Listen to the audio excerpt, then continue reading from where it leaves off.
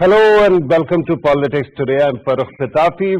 Once again, we are going to talk about situation in Afghanistan. There are three major, trends that you can see. The government formulation process continues in Afghanistan. We don't know what is going to happen in coming days. We have heard that Afghanistan is going to be an emirate. That means there are two things which it is not going to be.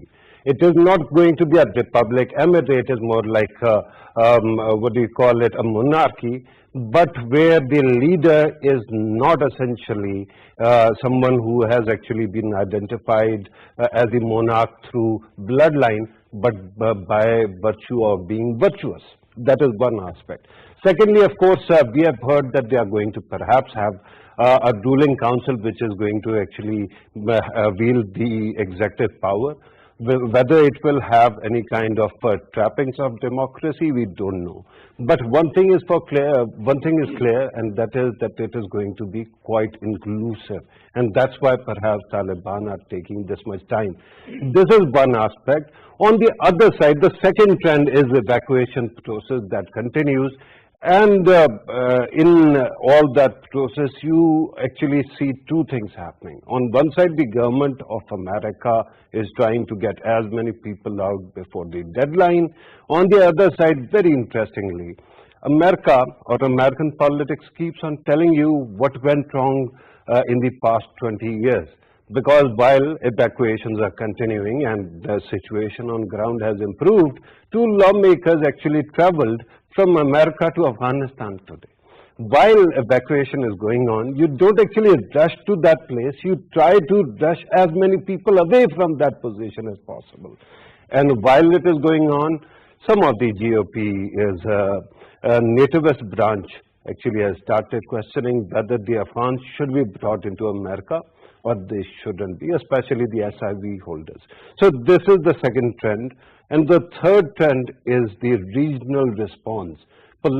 Various countries in the region, neighboring Afghanistan or in the extended neighborhood, all are waiting for the government formation.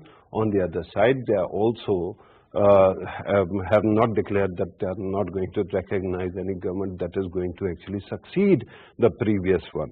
So we are going to talk about what is going to happen.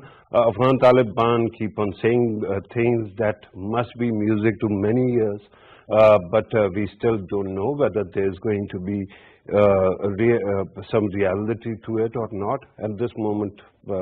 Because the proof of a pudding is in its eating, we still are waiting to see more evidence on ground. But simultaneously, while all this is going on, where does Pakistan stand? What exactly does it mean for the region? We are going to talk about all these matters and more. In order to help us understand these issues, we are joined by a very eminent panel. Brigadier Retired Rashid Wali Janjua joins us, who is acting president of Islamabad Policy Research Institute. Thank you very much, sir, for being part of the program. In the studio, I'm also joined by Javed Jadoon Saab, who's a senior journalist, has reported from various parts of the region, not merely Pakistan, and also understands these issues well. Thank you very much, sir, for being part of the program. On Skype, we are joined by Tariq Farhadi Saab, who is a senior analyst, is an Afghan, and actually can tell us what exactly is going on and how things are going to shape up in coming days as well. With your permission, gentlemen, let me start with Tariq Farhadi Saab. Tariq Farhadi Saab, last time we spoke, you were quite optimistic about the situation on ground. What do you think of this situation right now? And do you think that in coming days we are going to see quite an inclusive emirate being formed? Good evening to all and greetings to our guests and our friends in Pakistan who are watching this program. I'm still optimistic because fighting has stopped in my country. 10 days ago or 12 days ago, we had more than 100 people dying in Afghanistan out of fighting. The arrival of the Taliban, including in Kabul, has been peaceful and fighting has stopped. But now another crisis has started. The Taliban, who have been master at playing the time against the foreign forces, in waiting and fighting, now they are using time in forming the government. And that proves to be problematic for the situation at hand, because the world community has stopped its aid to Afghanistan. The World Bank today announced that they are stopping all the projects in Afghanistan. They are financing right now, up to today, they were financing COVID-related clinics and other investments. Of course, like the World Bank anywhere, the IMF has frozen the loans it had to give to Afghanistan, and the United States has frozen $9.5 billion in central bank reserves of Afghanistan. As you know, Afghanistan is a landlocked country which imports its fuel, its food including from Pakistan, and also its medicine, including from Pakistan. So the fear here is that the young generation, set aside the scene that you see at the airport, this will end in 5 or 6 days. Americans will be gone. But the young generation that I'm in touch with are very depressed. Rents have gone up, jobs have evaporated, the NGOs have closed, the foreigners are gone, the food prices have gone up. You don't have enough money to top up your phone. It's a very depressing situation, and the Taliban have not made much of a move to bring non-Taliban in their formation. They have gone and met with Mr. Karzai, with Mr. Abdullah, etc. But if this was a Eid or a festivity, they were just saying hello. But what we need, and what the world is asking them to do in order to recognize them, for Afghanistan to become a recognized state again. Now we are in a void, legal void. We have no government. They're asking them to form a government and not take time, and a government that includes non-Taliban and women. You're right. That is very important, sir. Tariq Faradi Sahab, I'm going to come back to you. Let me in the meanwhile, while I actually come back to the studio, ask my producer to actually ensure that the volume in the studio or the guest on Skype actually is high, because there was some difficulty in understanding what he was saying. Brigadier Sahab, your take on Afghanistan and where we are headed?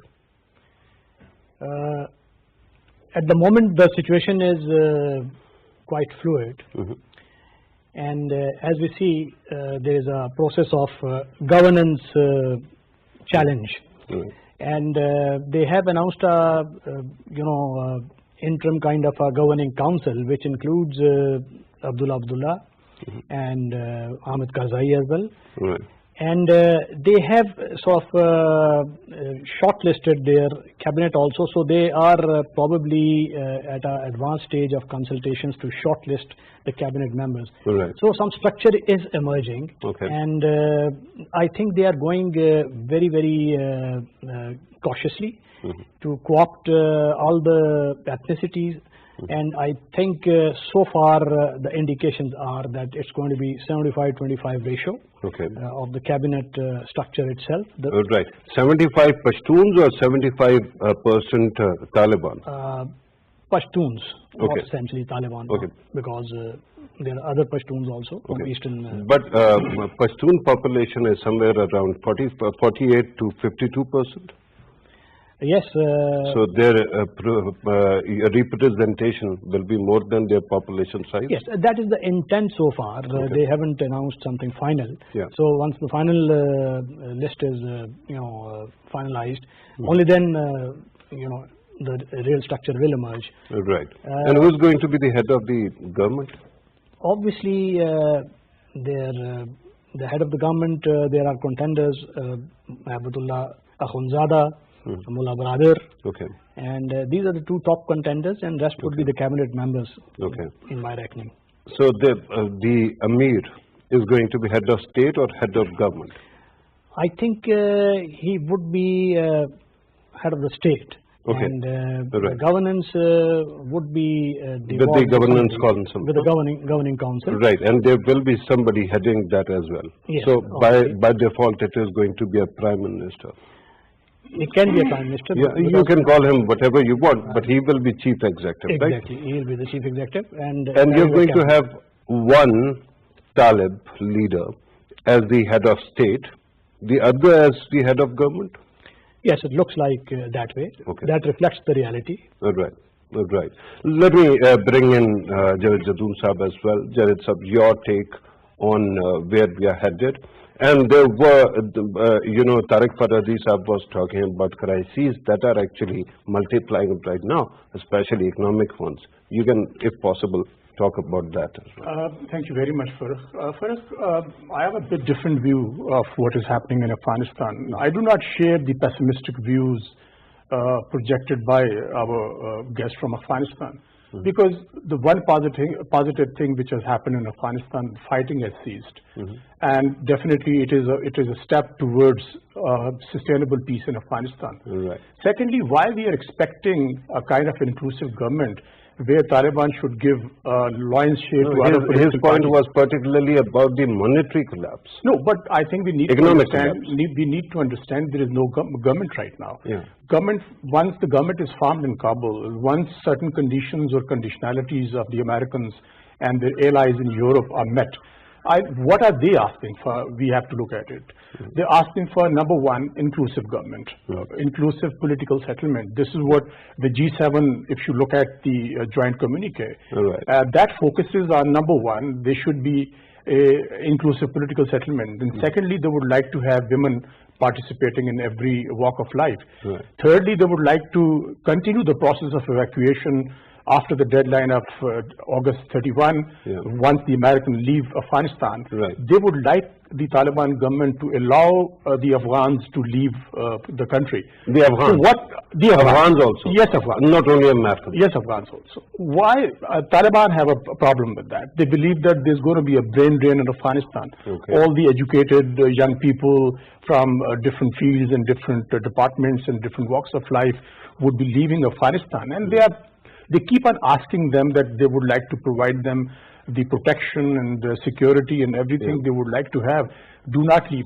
I think their point is quite valid when they say that America is literally instigating the Afghans to leave Afghanistan. Those Afghans who had a very prominent role in Afghanistan's governance system. Right. Now, once such people, the qualified people, the technical people, the bureaucrats, and the retired army people, etc., they leave Afghanistan, I think definitely the Taliban are going to have a difficulty. Right. And thirdly, If I take two things that you said and two elements of what you said and juxtapose them against each other, you pointed out one, that one shouldn't be expecting that kind of an inclusive government, of course, because the Taliban have practically won. right? yes. On the other side, you are also telling me that at this moment there is no government, and because of that government's not being there, there is an environment of insecurity which might be instigating people to leave the country, right?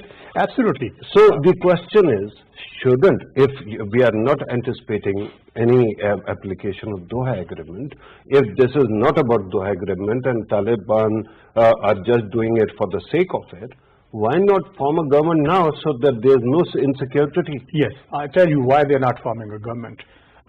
Their spokesperson, Zabila Mujahid, has said that once the Americans leave Afghanistan, we will put in place the government. They believe that once since the Americans stay in Afghanistan, they would be sort of exerting their influence, and they wouldn't like to form a government in the presence of the American troops over there and the NATO troops there. I think this is quite a logical answer. And thirdly, Farrukh, if you look at the previous instances and historical perspective, when a revolution took place in Iran, of course, the Islamists, they took over. There was no inclusive government.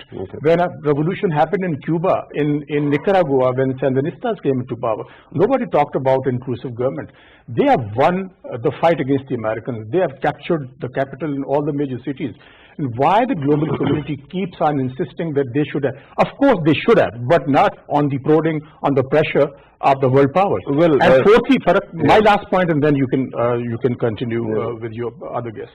Today's telephonic conversation between the Russian president and the Chinese president, they are talking something else. On the one hand, President Putin says that no Afghans would be allowed, those who cooperate with the foreign troops, into Central Asia, because they believe that certain militants would be going there as well. And of course, they believe that Central Asia is a kind of a buffer zone between Russia and Afghanistan. Right. But on with the same breath, President Putin says that America should not pressurize Taliban to form a government which is inclusive or not. They believe that there should be an inclusive government, but they're rejecting the American or allied pressures. Same was the tone or tenor of President Xi. So what is happening? I see a kind of a new great game taking place in Afghanistan. Why can't they leave the Afghan people alone? Why can't they let them to decide whatever they want to decide for the future? Nobody is implying that anybody actually doesn't leave Afghans alone. The only problem is everybody keeps on talking about this great game, and the question is we still don't know. Perhaps the players don't know who are the players in the great game, right? And the entirety of it. I'm told that we have a report, our team prepared a report for you viewers. Let us see what Zabiullah Mujahid actually said, and then we are going to continue with the discussion. Let us watch the report. Taliban spokesman Zabiullah Mujahid held a press conference in which he assured everyone that the security situation was satisfactory across Afghanistan. He said that crimes were vanishing and some government institutions had started working. The head of Afghanistan's central bank had also been appointed. According to the Taliban spokesperson, all educational institutions, national television and radio had restarted operations. Zabiullah Mujahid said that the Taliban were asking media workers not to leave the country. The Taliban regime was also encouraging all Afghan professionals to continue working. The Taliban spokesperson said that women would be allowed to work after a system was in place for this safety. Female employees would be paid their wages while they waited at home. He further added that foreign diplomats and organizations did not need to be afraid of anything, and he thanked the aid organizations working for the betterment of people of Afghanistan. Regarding the future system of governance, he said that a government would soon be announced and the next government would take decisions about the future of the parliament and the constitution. He hoped that the Panjshir issue would be resolved through talks. The Taliban have also announced that the Afghan army would be restructured after the inclusion of Taliban fighters in their ranks. Right. While the whole world was watching this presser that was going on yesterday, one saw an element in the Western media where people wanted to misconstrue what was being said. I'm not a fan of Taliban, never have been.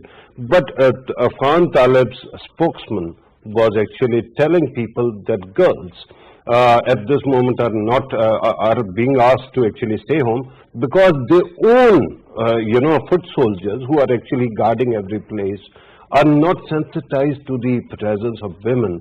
And they have to be sensitized, and then we will ask women to come back. Until then, they will be paid their salaries. And media kept on actually contradicting itself by claiming that Afghan Taliban was saying that perhaps the women were not safe because of something else, not Taliban themselves. Let me go back to Farrukh Sahab. Farrukh Sahab, you were talking about this economic meltdown. I understand that in order for the currency to function, there has to be a central bank and which has to actually operate with some guarantees from international donors as well. Finally, we have seen a person who has been nominated as the acting president of the central bank. Do you think that this will actually bolster the currency, the Afghani, and the situation perhaps will improve, or you still think that there are many moving parts and it can create a lot of vacuum of power, sir? Right now, there's a cash crisis in Afghanistan. Zabiullah Mujahid has said that he will send the salaries of the women while they are sitting at home, but from which source? The government doesn't have money. The central bank resources are frozen. There is no more money left at the central bank, the former central banker said. So Zabiullah Mujahid is like a poet When I listen to him, I like his poetry. But I compare this to buying a pair of shoes online. It's when we wear the pair of shoes to see if it hurts our feet or not. So these people are trained, obviously, to give a good speech. They are charming, they are young, they say all the good words. But I also have reports that Taliban have entered into people's houses in Kabul that is personal property, but rented, and they have said, now we are going to live here. And when those people have called the Taliban, they have said, yes, let us take note, we will take care of it. There's chaos. If this chaos goes on, the people lose faith in Taliban. The Taliban might have been a good fighting force. I am not sure the Taliban can govern Afghanistan alone. It has to appeal to other Afghans to come and govern with them. I see this today. In 3 months, we will check back. Right. And let me actually, I understand that you still have to reflect on the nomination for the central bank, but let me actually ask you a follow-up question and about what you said just now. That is about political order, or the kind of political order that is going to emerge, because like everybody else, most of the leaders of the world, you also believe that there has to be an inclusive government. Question right now is, why is it that Afghan Taliban are taking this much time in forming the next government? Is it because of the Doha Agreement, or is it because of their own prudential needs? I feel that within the Taliban, the Haqqani network, the Taliban from Kandahar, Mullah Baradar, and the Taliban from Helmand, and there's also, they didn't think they will arrive at this seat of power like this very quickly. They have to divide. Then they have to see who they trust outside the Taliban. So far, they have used President Karzai and Dr. Abdullah mostly for picture opportunities and hugs. But the reports that I have, the discussions are not serious with them regarding the formation of the government. And they will not be in the government anyways. They will be in a shura, these personalities. But the Taliban have not really reached out to outside personalities. I have not seen any women of consequence that has been mentioned by them. So far it has been poetry, as far as I'm concerned. I follow the Bihullah Mujahid conferences. And the central bank governor, he's a young man, that's fine, they can put anybody, but the key thing is expertise, because Afghanistan is a developing country and it's dealing with international financial institutions. Once that situation is unfrozen, then at that point we need expertise to run all the loans and conditionalities of these institutions in Afghanistan, like any developing country. Right. These aspects are very important. Let me come back to Brigadier Saab. Brigadier Saab, you have listened to this argument. And the issue is, whether we like it or not, $9 billion of Afghan money, foreign currency reserves are in New York, and they have been frozen. IMF had to actually release a tranche worth $450 million, the monetary support to Afghanistan. That has been blocked. Yesterday, IMF actually sent SDR money, which is very important in light of COVID-19, to other countries, from India to Pakistan, everywhere else, billions of dollars. Afghanistan, again, has been missed. So, if you don't form a government, there is a chance, if you form a government, there will be people who will be against you and who might actually try to block you, but there will be people who will be supporting you, like China and Russia are thought to be supporting the idea. Why not do it now so that you have some kind of policy leverage? I think there are multiple reasons for that. One, that they were in a bit of disarray because the rapidity and the celerity with which this blitzkrieg political military took place. I think Taliban themselves were a little surprised that the whole governance system would melt and Ashraf Ghani would bolt by 15th of August. full 15 days before the 31st of July. 31st of July is August, sorry. Now, we know that few days are left, and they are also, I think, very actively engaged in, shortlisting. They might have prepared their list, and they might be waiting for some signals from some allies, regional countries, which would come to their support in case international community holds back. But it will be very difficult undertaking, you see, if the recognition is withheld and the international community, United States, European Union, rest of the world, United Nations, they are not in a facilitative mode, and they are trying to conflate Afghan situation with geopolitics of competition. Yeah. I think that would be a very bleak scenario, and in order to avert that, there's a need for better strategic communications, because now in America, people understand.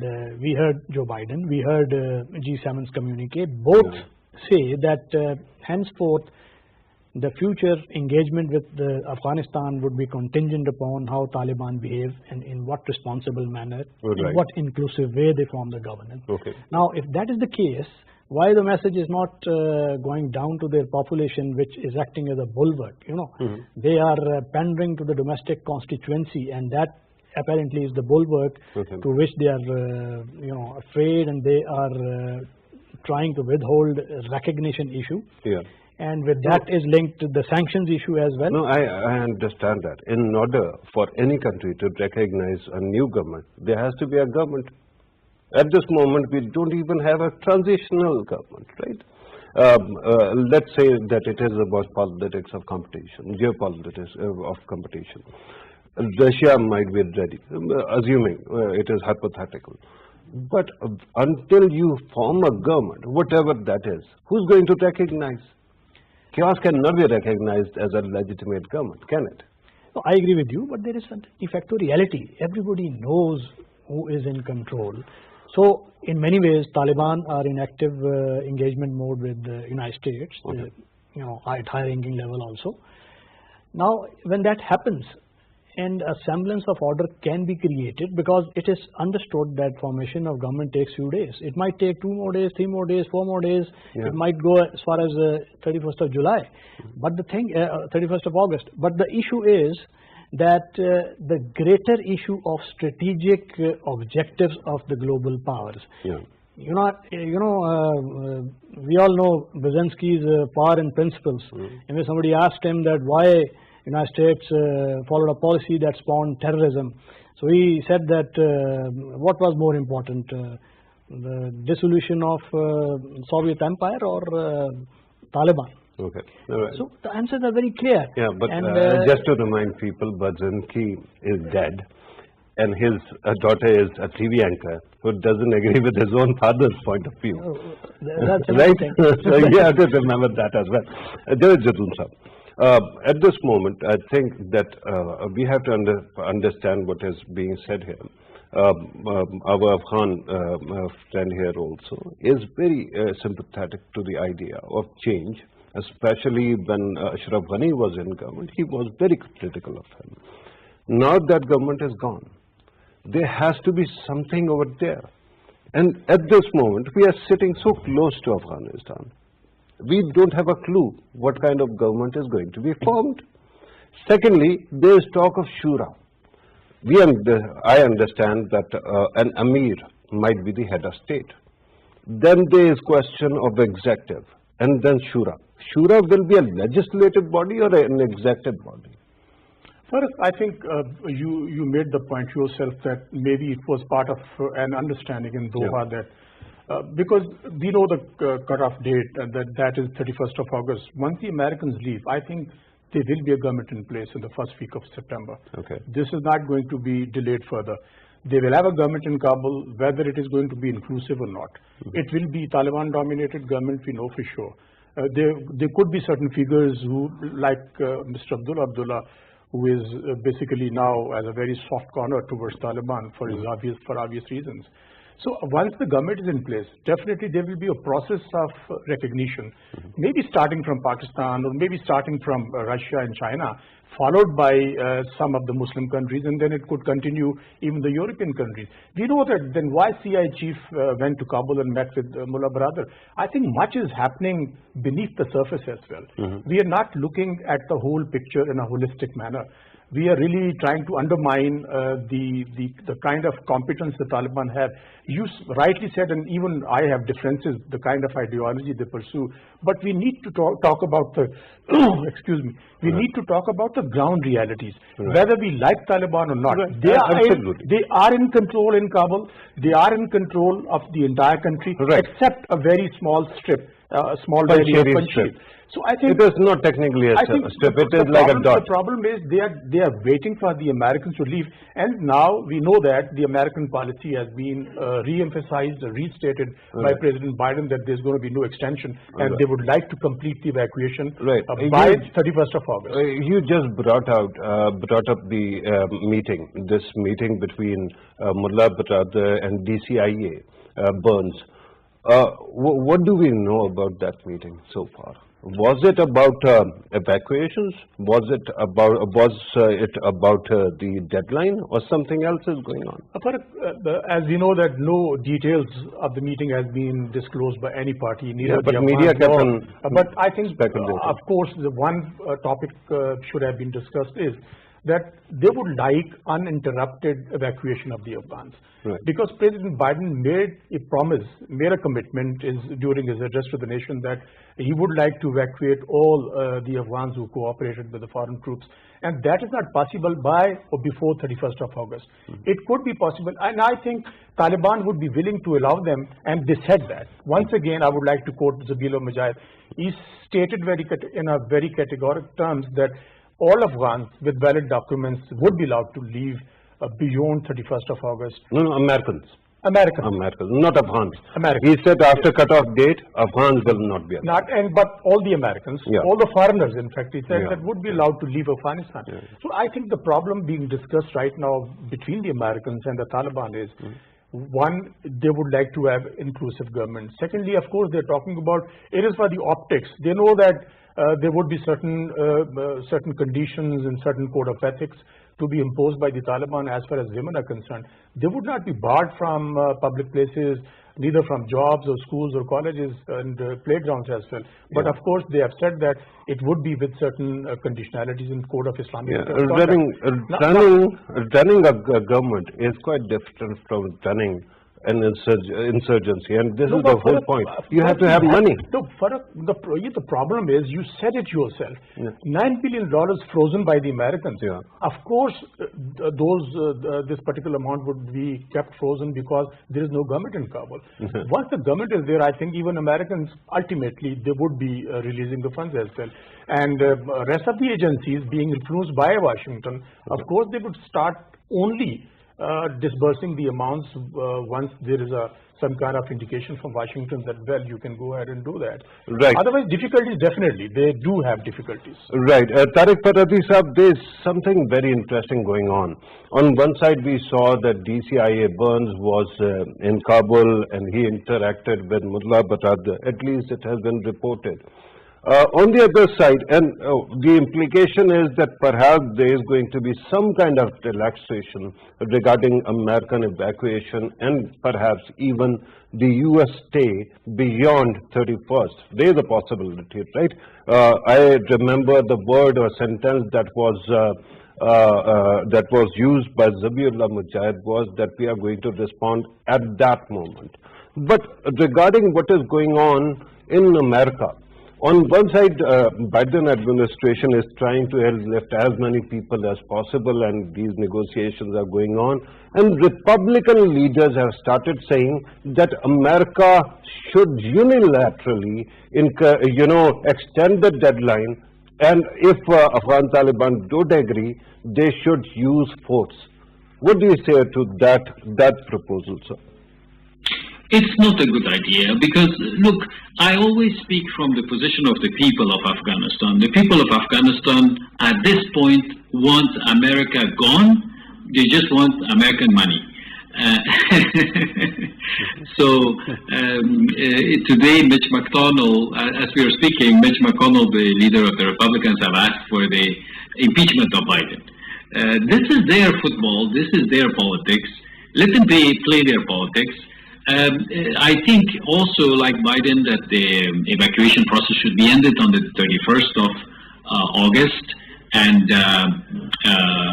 that Afghans should be able to get on with their lives. And if the Taliban are waiting another 5 days to declare their government, let that be done on the 31st of August. The Americans should be gone so the government can be declared, so we can start business and see what the challenges are. You see, because the people are very depressed in the city. The people are telling me, we are safe now, but we are unhappy. We have no money. At the end, the Taliban have to earn the hearts and minds of the people who live in the cities. A lot of them are young men and women who were born maybe 25 years ago. And they have seen another scenery of life, and now with Taliban they are sort of afraid. A lot of them are wondering if they should leave. From Zaranj, southwestern Afghanistan, people are leaving towards Iran. The borders with Pakistan are closed, otherwise you will have people coming little by little towards Pakistan. People will not stay in Afghanistan if the Taliban do not deliver a reasonable governance system. I understand that the Taliban can keep power for them, but they have to share it with others. They have to give assurances. If they are as charming as Zabiya Allah Mujahid is, then they should practice it also in the coming weeks and bring other elements in the government. The Afghans will be assured, and they will have their cooperation.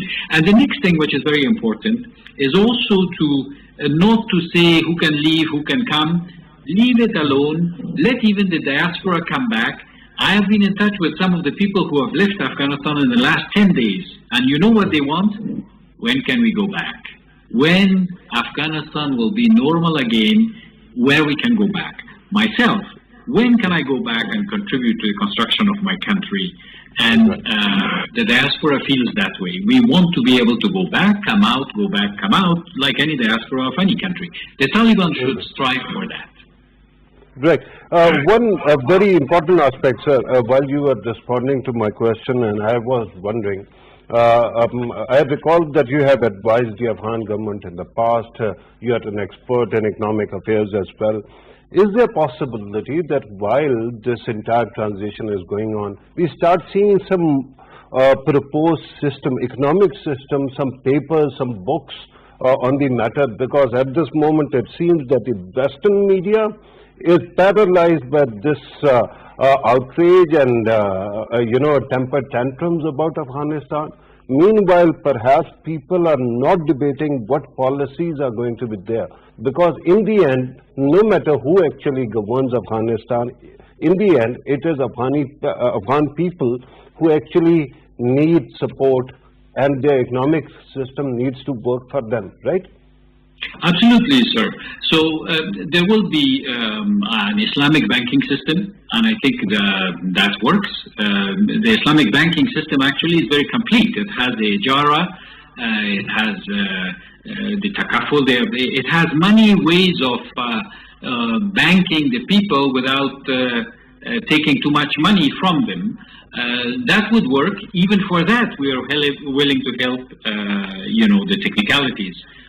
The D-Day, where if the Taliban call on us, and I think the world has nothing to say. It's a country can arrange their internal affairs as they want. Even if they bring a shura instead of a government, that's fine. The key is competence and inclusivity. So the type of government, I think it will be up to Afghans. The Taliban will have a word. I have no problem with that. The economy will be similar to something we see in Saudi Arabia. The segregation of women at work, I worked for a long time in Saudi Arabia. I know that when I was working there, the ladies were working in a separate room, and the universities, they had the girls' universities. So it can be done, but it takes time to organize. And the young people in Afghanistan don't know these things, that it can be done. And the Taliban have to explain and do. They have to communicate much more, but also they have to do it. Otherwise, we have had a lot of governments who have told us very sweet stories, and then it hasn't happened. I brought up this issue, sir, because earlier Javed Jadoon sir was pointing out that there is a brain drain going on, and I think that diaspora can have a voice in what kind of system the Afghan people are going to have. Because at this moment, ideas are important. But Brigadier Sahab, let me come back to our very own concern. That is TTP, organizations like BLA, BLO and others. We saw first these reports that a committee has been formed. Later on, Zabiullah Mujahid tells the media that no such committee has been formed. But Afghan, soil will not be used against any other country, and that these elements are not in Afghanistan. Simultaneously, we are seeing all the videos of Mullah Fakir actually roaming about in Kunnar Valley, right? So how do you reconcile that? Is there a chance that Afghan government refuses to see that these elements are on the soil, and they can actually use only ideas for this kind of radicalization that might have an impact on Pakistan? I personally think that Taliban government, in whatever way it shapes, would control TTP.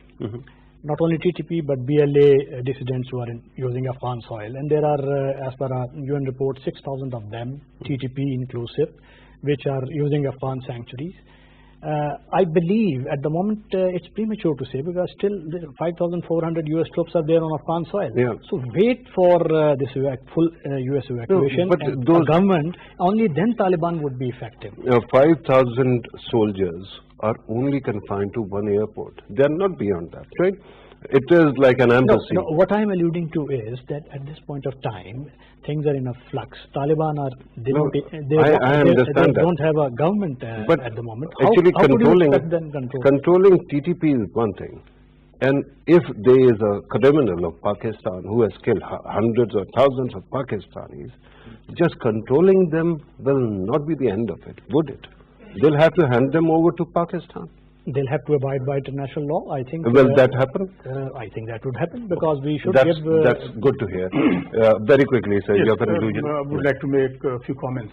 I think he's absolutely right, because they are not in power right now. But what about President Karzai? What about President Ghani? They provided the sanctuaries and the safe havens to TTP in Afghanistan, not Taliban.